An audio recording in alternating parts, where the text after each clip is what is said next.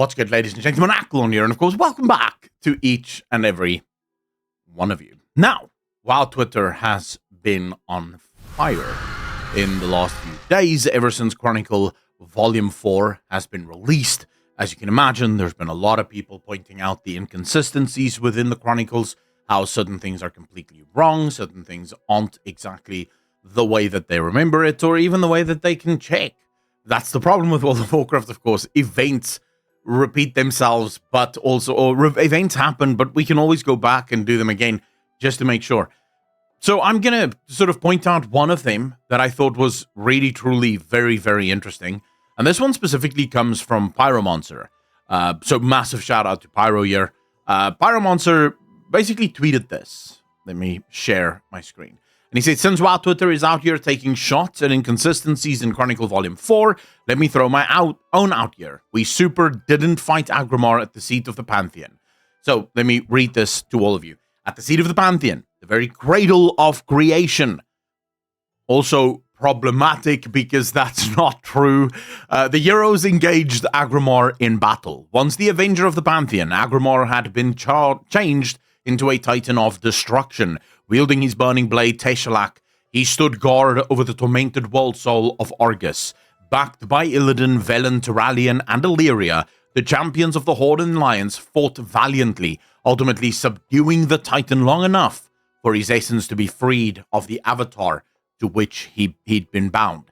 With Agrimar stepping aside, the path to Argus was cleared. Now, I'm going to be just very quickly, I'm going to throw that out there. What if this is not, in fact, getting it wrong? Now, there's a couple of things that we have to remember here, and there is going to be speculation here, so hold on to your hats. We have to remember that all of the books now in World of Warcraft, and Blizzard have confirmed this, is written from perspectives. These books are no longer written as objective realities or objective truths, but rather written from someone's very specific view of how they see it and how they think of it. This opens a lot of doors, but also closes some. I know that some people hate this idea. They would prefer a more omnipresent narrator. Some people like myself love this idea because we're Warhammer 40k fans and we are very used to this idea of subjective storytelling and things can always change. But on this instance, I would want to say, let's accept for a moment that we didn't fight Agrimar in Antorus, we didn't fight Agrimar in Argus. Of course, we did. But let's consider the words that is being said here. Now, actually, before I do that, I just very quickly want to throw out here, I believe that all of these books that we're now seeing, the Exploring Azeroth series, this new Chronicle version, probably all of the books that we're going to see in the future, is going to do a lot of soft rewrites or soft retcons to the world as Blizzard is getting ready for, an infinite amount of sagas or an unnumbered amount of sagas. And these sagas are obviously going to move the lore forward in major ways. And so Blizzard is sort of getting all of their eggs in one basket in order to, make sure that they can actually work with this lore moving forward. But let's consider the lines here. Let's say for a moment that these lines are not wrong. Let's imagine that the book says we fought Agrimar on the Pantheon, and let's say that it isn't wrong. What does that mean when we extrapolate that? It means that Antorus, the battle station of the Legion that is on Argus, is in fact part of the Pantheon. In fact, it would suggest that Argus itself may be the homeworld of the Titans, or perhaps the first base of the Titans. And Antorus is part of the city of the Titans, the Pantheon. We know that the Pantheon is the place where they sit on those seats.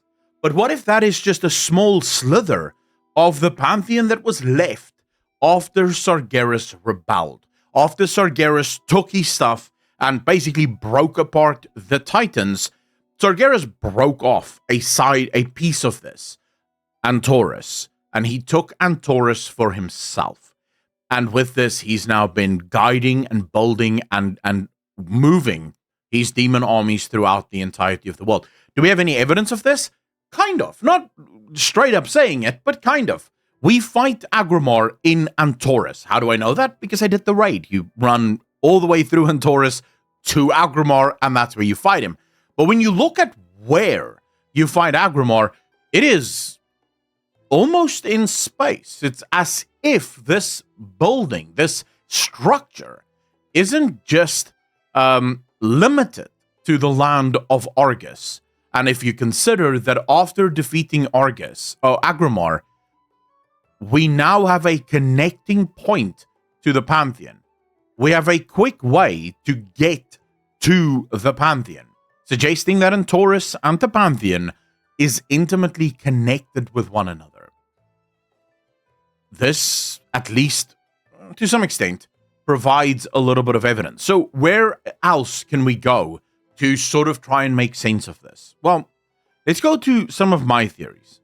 You see, I do believe that Argus and Azeroth are titans. I know. Listen, hear me out.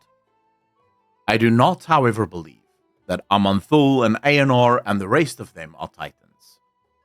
I believe Aman'Thul and Aenar and the rest of the merry band of fuckwits stole the name Titan.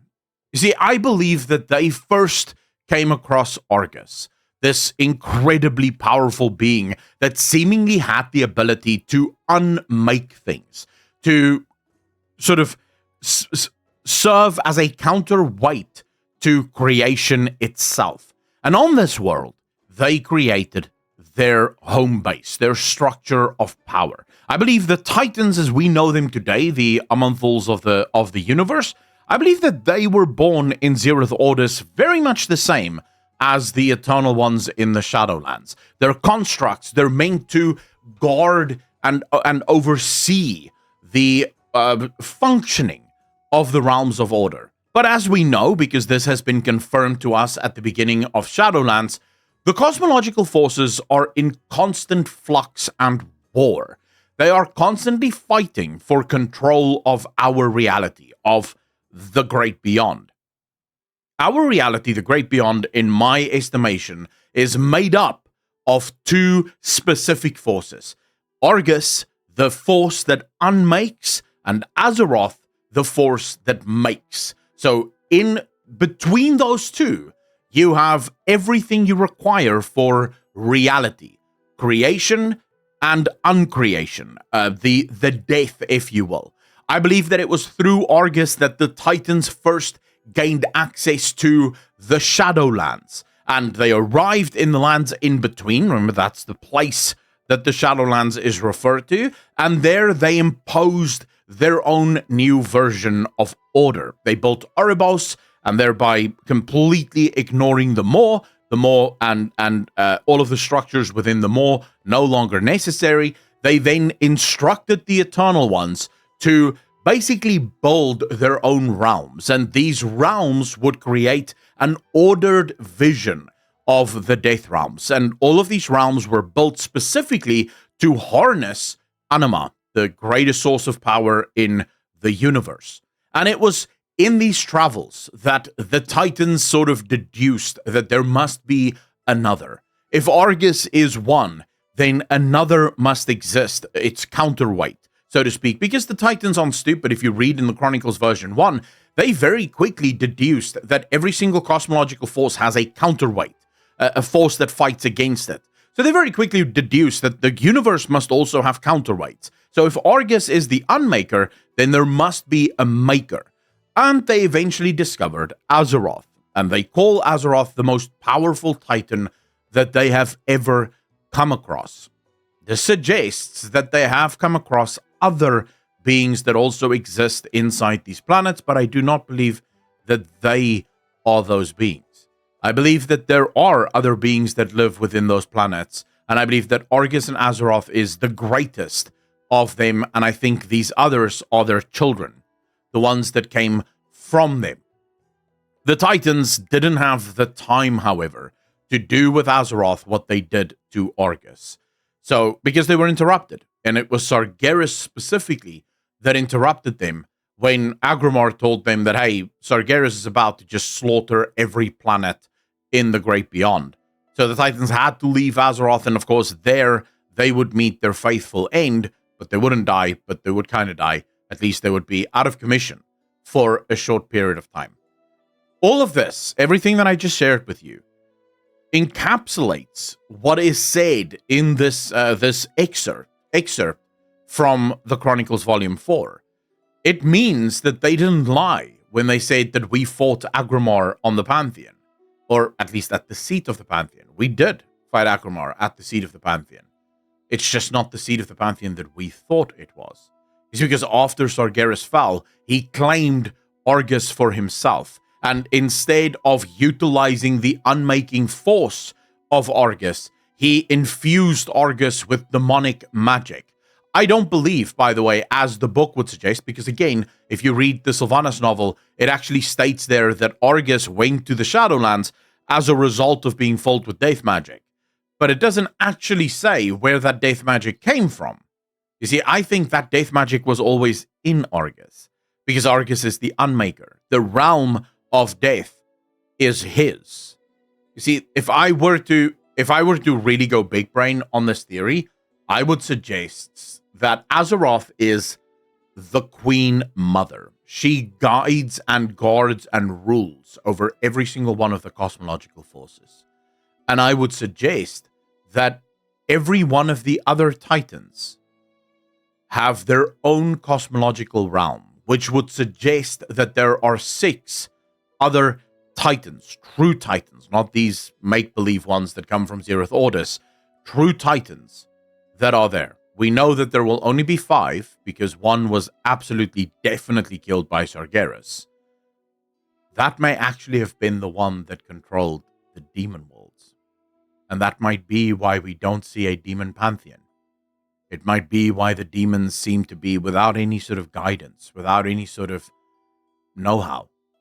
Their Titan was destroyed. And the story that was told to us may not even be the full story. It might be that Sargeras specifically destroyed that Titan because he knew destroying that Titan would give him complete control over the realms of chaos. So he would have his own army, and he would be able to use that army in whichever way he wants. So you can look at the cosmological force as you have light, you have void, you have disorder, order, life, and death. And in each of these, you have a Titan, a true Titan, not the make-believe ones, that rule, and basically these realms exist because of these Titans. They are infinitely connected to one another. And Azeroth is the queen of all of them. Every single one of these answer to Azeroth, and every single one of these exist as a reason or as a way inside Azeroth herself. That could 100% back up everything that is said here. Now, do we have any evidence for this? No, because this is a brand new bombshell that's dropped on us, and all of the evidence we have suggests that this is completely wrong. But this book was written by Blizzard. Blizzard would have been careful with what they put here and how they explained it.